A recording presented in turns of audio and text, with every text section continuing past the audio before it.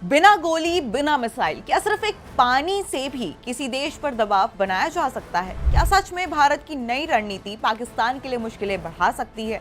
अब इन दिनों एक शब्द काफी ज्यादा चर्चा में है, वाटर स्ट्रैटेजी। और इसी को लेकर कहा जा रहा है कि भारत ने ऐसा कदम उठाया है जिससे आने वाले कुछ महीने पाकिस्तान के लिए बेहद चुनौतीपूर्ण हो सकते हैं। तो आइए समझते हैं कि आखिर क्या है ये पूरी कहानी। अब भारत और पाकिस्तान के बीच पानी को लेकर सबसे बड़ा आधार है सिंधु जल समझौता, यानी कि इंडस वाटर ट्रीटी, जो 1960 में हुआ था। इस समझौते के तहत भारत को रावी, ब्यास और सतलज नदियों का पानी इस्तेमाल करने का पूरा अधिकार मिला, जबकि सिंधु, झेलम और चिनाब का पानी जो है वो पाकिस्तान के हिस्से में चला गया। लंबे समय तक ऐसा होता रहा कि रावी नदी का काफी पानी बिना इस्तेमाल के पाकिस्तान की तरफ चला जाता था, लेकिन अब भारत ने इसे अपनी तरफ इस्तेमाल करने की दिशा में तेजी दिखाई है। और इसी के आधार पर आता है शाहपुर कंडी डैम। ये प्रोजेक्ट अब पूरा हो चुका है और इसके जरिए रावी का पानी अब जम्मू कश्मीर के कठुआ और सांबा जैसे इलाकों की तरफ मोड़ा जा रहा है। इसका मतलब साफ है कि जो पानी पहले पाकिस्तान चला जाता था, अब वो भारत में ही इस्तेमाल होगा और इसका असर पाकिस्तान पर भी पड़ सकता है, खासकर उसके पंजाब और सिंध जैसे इलाकों में, जहां खेती काफी हद तक इसी पानी पर निर्भर है। अगर पानी की मात्रा कम होती है तो वहां खेती पर दबाव बढ़ सकता है। अब बात करते हैं उस दूसरी चीज की जो इस पूरे मुद्दे को और ज्यादा गंभीर बनाती है।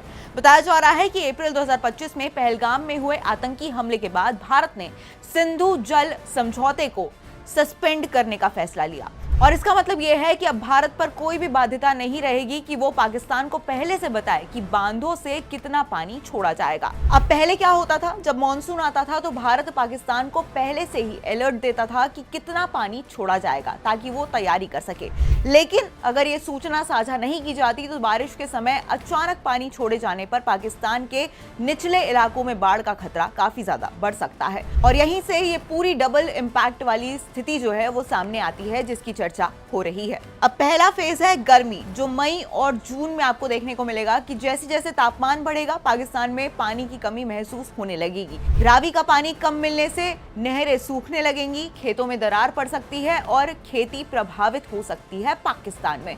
वहीं दूसरे फेज में जब मॉनसून आएगा जुलाई और अगस्त में, तो जैसे ही बारिश शुरू होगी नदियों का जलस्तर तेजी से बढ़ेगा। अगर बिना पहले सूचना दिए पानी छोड़ा जाता है तो अचानक बाढ़ जैसी स्थिति बन सकती है, जिससे शहर और खेत दोनों प्रभावित हो सकते हैं। अब इस पूरे 4 महीने के पैटर्न को कुछ लोग इस तरह समझा रहे हैं कि पहले पानी की कमी से दबाव और फिर ज्यादा पानी से बाढ़ का खतरा बन सकता है।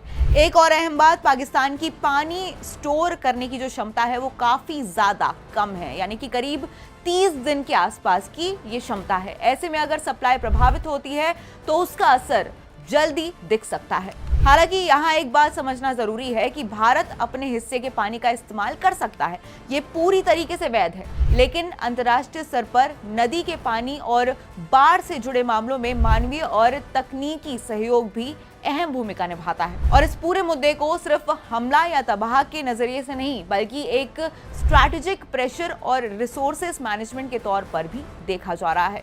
अब साफ शब्दों में कहें तो भारत अब अपने पानी का पूरा इस्तेमाल करना चाहता है और पाकिस्तान के लिए इससे हालात थोड़े मुश्किल हो सकते हैं, खासकर खेती और जल प्रबंध के मामले में। लेकिन साथ ही ये भी सच है कि पानी जैसे मुद्दे हमेशा संवेदनशील होते हैं और इसका असर सीमाओं से कहीं आगे तक जाता है। अब फिलहाल आने वाले महीने इस पूरे मामले की असली तस्वीर साफ करेंगे, क्योंकि यहाँ बात सिर्फ पानी की नहीं बल्कि रणनीतिक, संसाधन और क्षेत्रीय संतुलन की भी है।